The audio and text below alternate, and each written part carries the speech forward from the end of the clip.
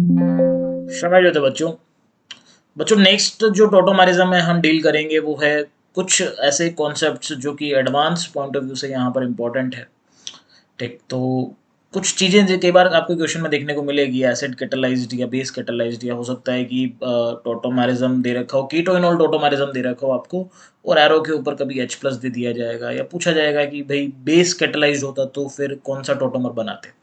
तो आज इस कॉन्सेप्ट को हम इस सेशन में जानेंगे, जो कि मैंने बोला है मैकेनिज्म ऑफ टोटोमरिज्म। यहाँ पर आपको सुन के थोड़ा सा अजीब लग सकता है, सर टोटोमरिज्म का मैकेनिज्म कैसे होगा। एक्चुअली बच्चों क्या है ना कि टोटोमरिज्म अगर आप देखेंगे तो एक रिएक्शन ही है, और आप जानते हैं कि किसी भी रिएक्शन की अगर हम डिटेल्ड स्टडी करते हैं, that is the any detailed study of any chemical reaction is called the mechanism, है ना। तो एसिड कैटालाइज्ड कैसे होता है, बेस कैटालाइज्ड कैसे होता है, इसको हम देखेंगे आज। ठीक, तो सबसे पहले तो अगर मैं बात करूं एसिड कैटालाइज्ड की, है ना। अब पहली चीज तो आप ये मत समझिएगा कि भाई एसिड कैटालाइज्ड और बेस कैटालाइज्ड ऑटोमेरिज्म कुछ अलग अलग होता होगा। कन्वर्जन जो है, आप इन अगर मैं रिएक्शन के टर्म्स में बात करूं तो कीटो का इनोल में ही कन्वर्जन है, कुछ और नहीं बन जाएगा, ध्यान रखें। बस ये होता है कि कैटलिस्ट का मतलब जानते हैं कि उस प्रोसेस को थोड़ा सा फास्ट कर देंगे अपन, क्योंकि रिएक्शन का जो पाथ होगा वो एक लोअर एक्टिवेशन एनर्जी के थ्रू जाने लगेगा, अगर मैं काइनेटिक्स के टर्म्स में बात करता हूँ तो। बाकी बनेगा वही आपका कीटो का इनोल फॉर्म में बनेगा। First is your keto form and आप प्रोडक्ट साइड देख सकते हैं, इट इज इनोल फॉर्म। तो एक रिएक्शन की तरह लेके चलते हैं अपन इसको ना। तो कैसे प्रोसेस शुरू होता है, सबसे पहले अगर मैं बात करूं कि जैसे ही इस कीटो फॉर्म की मौजूदगी जब H प्लस के साथ होगी, तो आप देख सकते हैं कि यहाँ पर इस कीटो फॉर्म के अंदर क्या है बच्चों, आपका ऑक्सीजन के पास ही सिर्फ लोन पेयर है। मतलब एक अकेला एटम अगर देखा जाए जिसके पास लोन पेयर ऑफ इलेक्ट्रॉन्स है, तो वो कौन सा है, ऑक्सीजन एटम है ना। तो यहाँ पर हमने क्या किया कि इस H प्लस को जो है ऑक्सीजन के पास भेज दिया। मतलब भेज क्या दिया, वो अपना आप जाएगा इसके साथ, तो है ना। तो जैसे ही यहाँ पर गया, यहाँ पर आप देख सकते हैं कि ऑक्सीजन के ऊपर क्या आ गया, प्लस चार्ज आ गया। ऐसा अपन ने बहुत बार करवाया है न्यूक्लियोफिलिक एडिशन रिएक्शन के दौरान, है ना। तो यहाँ पर अब होगा क्या फर्दर कि ये जैसे कि आपने स्ट्रक्चर बनाया है, अब आप इसका दूसरा रेजोनेटिंग स्ट्रक्चर भी बना सकते हैं। मैं क्यों बना के बता रहा हूँ, क्योंकि आगे बहुत सारी चीज़ें जो होगी वो इसी के बेसिस पर डिसाइड होगी। तो यहाँ पर मैंने इसका दूसरा रेजोनेटिंग स्ट्रक्चर बनाया, जिसके अंदर क्या आ गया, आपका कार्बन के पास पॉजिटिव चार्ज आ गया, और ये एक तरह से हम इसको क्या बोल देंगे, इंटरमीडिएट। आप जानते हैं कि कार्बोकटायन इंटरमीडिएट यहाँ पर बना है, और ये अनस्टेबल स्पीसीज होती है। जनरली इंटरमीडिएट की अगर मैं बात करूँ तो इनकी ज़िंदगी जो है बहुत छोटी होती है, काफ़ी कम लाइफ स्पैन होता है इन इंटरमीडिएट्स का, तुरंत जो है वो डिस्ट्रॉय हो जाते हैं। अब यहाँ पर ये डिस्ट्रॉय कैसे होगा, यहाँ पर मैं आपको एक और स्टेप बना के बता देता हूँ कि जैसे कि ये जो अल्फा कार्बन था, वहाँ से अब आप क्या निकालेंगे, हाइड्रोजन निकालेंगे। ठीक, अब जैसे ही आपने पहले तो क्या किया, इस हाइड्रोजन को बाहर निकाला, और जैसे ही यहाँ पर ये बना, ये तुरंत ये वाले जो सिग्मा इलेक्ट्रॉन्स होंगे वो ट्रांसफर हो जाएंगे इधर, और यहाँ से आपको इनोल फॉर्म मिल जाएगा। तो ये पूरा प्रोसेस होता है एसिड कैटालाइज्ड के अंदर। एसिड कैटालाइज्ड ऑटोमरिज्म कैसे होगा, यहाँ पर पहले H प्लस आएगा, ऑक्सीजन के लोन पर एक्सेप्ट करेंगे, बाद में हमने एक रेजोनेटिंग स्ट्रक्चर बना के देखा, और फिर क्या किया, माइनस H प्लस कर दिया। इस स्टेप में बेसिकली आपने क्या किया, माइनस H प्लस किया। यहाँ से यहाँ तक जाने में कोई कुछ नहीं हुआ है, बस मैंने बताया है आपको कि कैसे ये प्रोसेस हो रहा है। क्लियर। तो अब सवाल ये है कि सर ये पूरे प्रोसेस के दौरान कौन सा फास्ट स्टेप होगा, कौन सा स्लो स्टेप होगा। आप इजीली समझ सकते हैं कि यहाँ पर ऑक्सीजन के पास H प्लस गया है, तो यहाँ पर एक बॉन्ड का फॉर्मेशन होता है, और ये बात क्लियर है, साफ साफ सी बात है थर्मोडायनेमिक्स के अकॉर्डिंग कि bond formation is always accompanied by loss of energy या फिर गेन इन स्टेबिलिटी। तो यहाँ पर स्टेबिलिटी गेन हुई है, स्टेबिलिटी अगर गेन होती है तो वो काम फटाफट से हो जाते हैं, इसलिए इस स्टेप को अपन क्या बोल देंगे, फास्ट स्टेप। और यहाँ पर आपने क्या किया है, सिग्मा बॉन्ड की जगह पर क्या बनाया है, पाई बॉन्ड बनाया है। पाई बॉन्ड बनाया है तो यहाँ पर एक वीक बॉन्ड बना है, तो रिलेटिवली ये जो होगा वो क्या होगा, आपका स्लो स्टेप होगा। क्लियर हो रही है बात। तो अगर देखा जाए तो भाई स्लो स्टेप में क्या हो रहा है, आपका एल्कीन बना है, और फास्ट स्टेप में क्या बना है, आपका कार्बोकटायन बना है। क्लियर। तो अब यहाँ पर जैसे हम रिएक्शन मैकेनिज्म की बात करते हैं कि जो भी काम भैया स्लो स्टेप में होते हैं, रेट ऑफ रिएक्शन जो होती है वो पूरी की पूरी उसी पर डिपेंड करती है, यानी कि रेट डिटरमाइनिंग स्टेप। याद है आपको, आरडीएस स्टेप बोला था मैंने उसको। तो यहाँ पर स्लो स्टेप में क्या बना है, आपका एल्कीन बना है। तो यानी कि कभी भी ध्यान रखना कि एसिड कैटालाइज्ड टोटोमरिज्म अगर होता है तो उसमें हम वो टोटोमर बनाते हैं जिस टोटोमर के करस्पॉन्डिंग एल्कीन क्या बन रहा हो, आपका स्टेबल बन रहा हो। तो यहाँ पर जो सबसे इंपॉर्टेंट बात है वो क्या है कि स्टेबल स्टेबिलिटी ऑफ एल्कीन यहाँ पर ज़्यादा इंपॉर्टेंट है। स्टेबिलिटी ऑफ एल्कीन ये आपको यहाँ पर देखनी रहेगी जब भी कभी आप एसिड कैटलाइज्ड टोटोमर अगर बनाते हैं तो। जैसे मैं आपको एक एग्जांपल से ये क्लियर करता हूँ। जैसे मान लो कि मैंने एक सिचुएशन ले ली कि यहाँ पर एक कीटो कंपाउंड है अपने पास और हम इसका टोटोमर बना रहे हैं, ठीक। तो अगर मैंने एसिड कैटलाइज्ड बात करी है तो आप इजीली समझ सकते हैं कि यहाँ पर कि ये ऑक्सीजन के लोन पेयर पहले H+ एक्सेप्ट करेंगे और फिर यहाँ पर क्या होगा, कार्बोकटाइन बनेगा। इस कार्बोकटाइन के बनने के बाद फिर हम क्या करेंगे, डीप्रोटोनेशन करवाएंगे। डीप्रोटोनेशन करवाएंगे तो देयर आर टू पॉसिबिलिटीज, एक तो आप क्या करो कि इस तरफ से बना दो और एक आप क्या करो कि दूसरी तरफ से बना दो। अब क्लियरली जानते हैं आपकी कौन सा टोटोमर ज़्यादा स्टेबल होगा, बिकॉज यहाँ पर अगर आप देखेंगे तो ये वाली जो एल्कीन है जिसके अल्फा हाइड्रोजन कितने हैं, 2 अल्फा हाइड्रोजन हैं, और ये वाली एल्कीन जो है उसके अल्फा हाइड्रोजन कितने हैं, 3 और 3 6 अल्फा हाइड्रोजन है।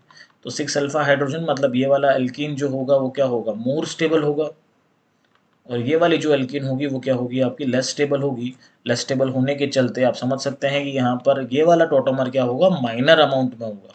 तो मेन जो कॉन्सेप्ट था ना बच्चों, जो मेरे को आपको सिखाना था वो यही सिखाना था कि माइनर कौन सा होगा और मेजर कौन सा होगा।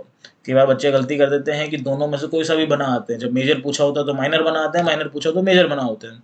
तो इसलिए हमको ये बात पता होनी चाहिए कि एसिड कैटलाइज्ड अगर टोटोमरिज्म दिया जाए तो अपने को कौन सा वाला प्रोडक्ट बनाना है या कौन सा टोटोमर डोमिनेंट फॉर्म में आपका एग्जिस्ट करेगा। क्लियर। तो जैसे मैं एक और सिचुएशन आपके सामने लेता हूँ, अब आप थोड़ा सा गैस करिएगा इसको कि इसमें आप कौन सा बनाएंगे। बार बार अपन ये सारी सिचुएशन जो है नहीं ड्रॉ करेंगे, हम डायरेक्टली अब टोटोमर बनाएंगे। आपको पता है कि 2 टोटोमर यहाँ पर पॉसिबल हो सकते हैं करस्पॉन्डिंग टू 2 अल्फा हाइड्रोजन्स। तो यहाँ पर एक तो टोटोमर मैंने आपका ये बना दिया और एक टोटोमर अगर मैं बनाऊँ तो ये वाला आपका टोटोमर बन जाएगा। जाहिर सी बात है कि यहाँ पर इस अल्कीन के अल्फा हाइड्रोजन अगर आप काउंट करते हैं तो 3 और 2 5 और 2 7 अल्फा हाइड्रोजन आते हैं, और इस अल्कीन के अगर आप अल्फा हाइड्रोजन काउंट करते हैं तो 2 और 1 3 अल्फा हाइड्रोजन आते हैं।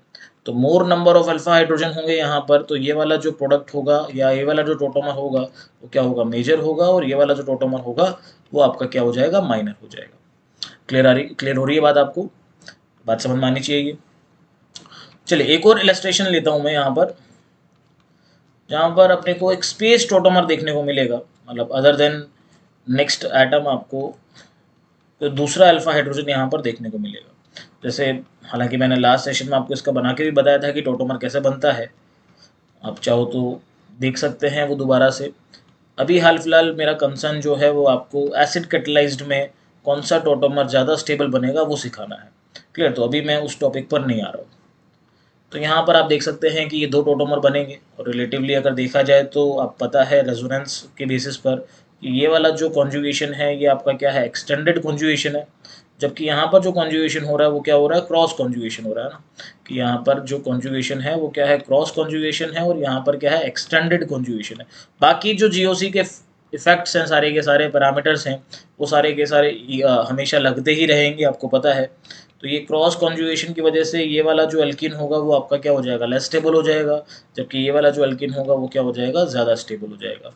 तो जो एल्कीन लेस स्टेबल है उसका अमाउंट क्या रहेगा, माइनर रहेगा, और जो एल्कीन ज़्यादा स्टेबल है उसका अमाउंट क्या रहेगा, मेजर रहेगा।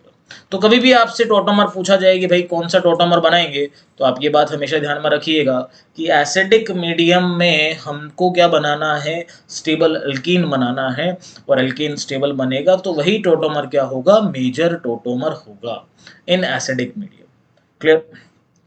अब डिस्कशन को आगे बढ़ाते हैं, अब अपन बात करते हैं बेसिक मीडियम की, कि बेसिक मीडियम में क्या होगा। अब अगर मैं बात करूं बेसिक मीडियम की, तो बेसिक मीडियम भी आप लोग जो है बहुत इजीली गैस कर पाएंगे, क्योंकि यहाँ पर भी क्या है कि प्रोसेस तो टोटोमर के बनाने का सेम ही है, मतलब कीटो फॉर्म कन्वर्ट होगा किस फॉर्म के अंदर, इनोल फॉर्म के अंदर, but in presence of base. तो यहाँ पर आपने इसको बेस में कन्वर्ट कर दिया, बेस की प्रेजेंस में आपने इसको इनोल फॉर्म में कन्वर्ट कर दिया। अगेन अपने को समझना है कि ये काम हुआ कैसे। तो सबसे पहले बच्चों आप जानते हैं कि OH माइनस की प्रेजेंस में क्या होगा, ये अल्फा कार्बन है, अल्फा कार्बन से जुड़ा हुआ हाइड्रोजन आपका क्या होता है, एसिडिक होता है। तो एसिडिक हाइड्रोजन होने की वजह से तुरंत ये हाइड्रोजन बाहर निकल जाएगा, गिविंग यू कार्बन आयन। तो आपका अब ये कार्बन आयन बना। अब ये कार्बन आयन जो है अगेन ये भी क्या है, रेजोनेंस स्टेबलाइज्ड है। रेजोनेंस स्टेबलाइज्ड है, तो यहाँ पर हम क्या बना देंगे, इसको O माइनस बना देंगे और यहाँ पर क्या बना देंगे, CH3 बना देंगे। अब अगले स्टेप में होगा क्या यहाँ पर कि ये O माइनस क्या करेगा कि सॉल्वेंट है ना मौजूद, बेस तो कैटालिटिक अमाउंट में बच्चों, सारा का सारा तो क्या है, पानी है आपके पास, तो सॉल्वेंट जो होगा H2O उससे क्या करेगा, H प्लस गेन करेगा और गेन करके आपका ये इनोल फॉर्म में कन्वर्ट कर लेगा। क्लियर। अब इसमें भी अपने को ये बात समझनी पड़ेगी कौन सा स्टेप फास्ट है, कौन सा स्टेप स्लो है। क्लियर। तो कौन सा स्टेप फास्ट है, कौन सा स्टेप स्लो है, अगर मैं बात करूं तो OH माइनस यहाँ पर क्या कर रहा है आपका कि जैसे कि फर्स्ट स्टेप की मैं बात करूं तो अल्फा कार्बन से हाइड्रोजन निकाल रहा है, हाइड्रोजन निकाल रहा है, तो यहाँ पर एक सिग्मा बॉन्ड ब्रेक कर रहे हो आप, सिग्मा बॉन्ड ब्रेक कर रहे हो, इसके चलते ये वाला स्टेप क्या हो जाएगा आपका, स्लो स्टेप हो जाएगा। और जैसा कि हम जानते हैं कि भाई कभी भी अगर एसिड बेस रिएक्शन होती है तो वो रिएक्शन हमेशा क्या होती है, फास्ट रिएक्शन होती है, तो ये वाला स्टेप क्या हो जाएगा, फास्ट स्टेप हो जाएगा। अब स्लो स्टेप में आपका क्या बनाया बच्चों, कार्बोनाइन बनाया। जो काम स्लो स्टेप में होते हैं वही रेट ऑफ रिएक्शन को अफेक्ट करते हैं या डिसाइड करते हैं। तो यहाँ पर जो मेन इंपॉर्टेंट बात अगर मैं लिखूं तो stability of carbon ion is very important. तो कभी भी आप बेस कैटलाइज्ड अगर टॉटोमेरिज्म करते हैं तो वहाँ पर ध्यान रखना स्टेबिलिटी ऑफ कार्बन आयन जो है वो डिसाइड करती है कि कौन सा टॉटोमर आपको बनाना है। तो सिंपली अगर मैं एक एग्जांपल लेता हूँ आपके सामने, ये आपका था कीटोन। अब इसको आपने क्या किया कि बेस कैटलाइज्ड टोटोमरिज्म करवाया OH माइनस H2O की प्रेजेंस में। तो आप सिमिलरली यहाँ पर भी आप बना सकते हैं कि कौन से दो कार्बन आयन बनाएंगे। तो मैं यहाँ पर पहले सवाल में तो आपको ये पूरा करके बता रहा हूँ, बाद में हम डायरेक्टली टोटोमर बनाएंगे। तो ये दोनों कार्बन आयन पॉसिबल है यहाँ पर। ये वाला कार्बन आयन आपका क्या है, 1 डिग्री कार्बन आयन है, तो इस कार्बन आयन को मैं क्या बोलूँगा, मोर स्टेबल कार्बन आयन बोलूँगा। वही बात है ना बेटा, प्लस आई वाले ग्रुप क्या करते हैं, कार्बन आयन को अनस्टेबल करते हैं, और ये वाला कार्बन आयन क्या है आपका, लेस स्टेबल है। More stable and less stable. More stable carbon ion बनेगा तो फटाफट से ये काम हो जाएगा क्योंकि इसका स्लो स्टेप फास्ट होगा, है ना। तो यहाँ पर अगर आप टोटोमरिज्म बनाते हैं तो इसका टोटोमरिज्म कैसा बनेगा बच्चों कि फटाक से आपका ये टोटोमरिज्म जो है वो इस तरह का फॉर्म हो जाएगा। इसका टोटोमर कैसा होगा, इस तरह का होगा। और अगर मैं इसका टोटोमर बनाऊं तो ये वाला जो टोटोमर बनेगा बच्चों आपका वो क्या होगा, इस तरह का बनेगा। क्लियर। तो ये लेस स्टेबल कार्बन आयन के करस्पॉन्डिंग है, तो इसलिए ये वाला जो टोटोमर हो गया वो क्या हो गया, माइनर हो गया, और ये वाला जो टोटोमर हो गया वो क्या होगा, मेजर हो गया। अब आपको एक बात समझ में आ रही होगी यहाँ पर कि सर एसिड कैटालाइज्ड में सीन उल्टा था कि जो आपने दूसरा वाला टोटोमर बनाया है वो वहाँ पर मेजर था और यहाँ पर ये वाला जो है वो माइनर है, और पहला वाला वहाँ पर माइनर था लेकिन यहाँ पर ये क्या है, मेजर है। तो यही तो बात समझनी है कि अगर एसिडिक मीडियम और बेसिक मीडियम का फंडा आपको क्लियर नहीं होता तो आप दोनों ही केसेस में जो है कभी डिस्टिंग्विश नहीं कर पाते कि कौन सा टोटोमर मेजर होगा। तो अब ये बात ध्यान में रखिएगा कि एसिड कैटालाइज्ड में हम क्या देखते हैं, स्टेबिलिटी ऑफ एल्कीन देखते हैं, जबकि बेस कैटालाइज्ड टोटोमरिज्म में हम क्या देखते हैं, स्टेबिलिटी ऑफ कार्बन आयन देखते हैं। क्लियर। तो अगेन वही एग्जांपल मैं एक बार और दोबारा लेता हूं जो आपको मैंने एसिड कैटालाइज्ड में भी बताया था कि यहाँ पर आपको क्या करना है, जैसे मान लो कि आपको मैंने ये सिचुएशन दे दी, तो इस सिचुएशन में आपको अगर बेस कैटालाइज्ड टोटोमरिज्म की बात करनी है तो OH माइनस है आपके पास और H2O है। तो आप यहाँ पर अगर टोटोमर बनाने से पहले अगर आप कार्बन आयन भी बनाना चाहते हैं तो आप इजीली बना के देख सकते हैं। जैसे कि एक कार्बन आयन मैंने ये बना दिया और एक कार्बन आयन जो है मैंने आपका ये बना दिया। अब इस कार्बन आयन के करस्पॉन्डिंग अगर मैं टोटोमर बनाऊँ तो वही बात है कि नेगेटिव चार्ज को अंदर भेजो और बाद में फिर O माइनस बनाओ और O माइनस बनाने के बाद OH लगा दो। अब सिमिलरली अगर मैं इसके करस्पॉन्डिंग बनाता हूँ तो यहाँ पर जो टोटोमर आपका बनेगा वो कुछ इस तरह का बनेगा। बताएं भाई कौन सा टोटोमर जो है यहाँ पर मेजर होगा। यहाँ पर मेजर टोटोमरिज्म डिसाइड किया जाएगा on the basis of stability of carbon ion. अब यहाँ पर ये वाला जो कार्बन आयन है आपका क्या है, मोर स्टेबल है। लेस प्लस आई वाले क्या करेंगे, कार्बन आयन को स्टेबल करेंगे, और यहाँ पर ये वाला जो कार्बन आयन है वो आपका क्या है, लेस स्टेबल है। तो लेस स्टेबल के करस्पॉन्डिंग जो टोटोमर होता है वो क्या होगा, माइनर होगा, और मोर स्टेबल के करस्पॉन्डिंग जो टोटोमर होता है वो क्या होगा, आपका मेजर टोटोमरिज्म होगा। क्लियर, बात समझ में आ रही है। तो दो बातें आपको ध्यान में रखनी है भैया। वापस से मैं फर्स्ट पेज पर आता हूँ कि एसिड कैटालाइज्ड अगर टोटोमरिज्म है यहाँ पर तो आपको क्या ध्यान में रखना है, स्टेबिलिटी ऑफ एल्कीन। कौन सी बात ध्यान में रखनी है, स्टेबिलिटी ऑफ एल्कीन के बेसिस पर डिसाइड किया जाएगा। और बेस कैटालाइज्ड अगर टोटोमरिज्म है तो स्टेबिलिटी ऑफ कार्बन आयन। ये दो फंडे दिमाग में रखिएगा, इससे रिलेटेड आपके सारे सवाल तो नहीं बनेंगे क्योंकि कुछ ऐसे केसेस भी होते हैं जहां पर आपका चाहे एसिड कैटालाइज्ड हो चाहे बेस कैटालाइज्ड हो, दोनों केसेस में आपकी सेम ही एल्कीन बनती है। तो ये बेसिकली मैं आपको टास्क दे रहा हूँ, ये होमवर्क दे रहा हूँ आपको कि आप सोचिएगा कि ऐसा कब होगा जब आपका एसिडिक मीडियम में और बेसिक मीडियम में दोनों केसेस में जो एल्कीन बनेगा वो आपका क्या बन जाएगा, सेम बन जाएगा। मतलब आप डिस्टिंग्विश नहीं कर पाएंगे। क्लियर? तो आपको हो सकता है कि कुछ और सब्स्टिट्यूएंट यहाँ पर जोड़ने पड़े कीटो के साथ, तो आप दिमाग लगाइएगा। नेक्स्ट सेशन में पक्का मैं आपको बताऊंगा कि कौन से केसेस ऐसे होंगे जहाँ पर आपको यहाँ पर सिर्फ इस बात से नहीं फर्क पड़ेगा कि एसिडिक मीडियम में स्टेबिलिटी ऑफ एल्कीन देख लो या बेसिक मीडियम में स्टेबिलिटी ऑफ कार्बोनाइन देख लो, वहाँ पर आपको बना के देखने पड़ सकते हैं। ठीक है बच्चों, तो इतना आप लोग ढंग से देख लीजिएगा और इसके नोट्स भी प्रिपेयर कर लीजिएगा, है ना। तो आपको क्या रहेगा, आगे क्वेश्चन करने में हेल्प रहेगी। क्लियर?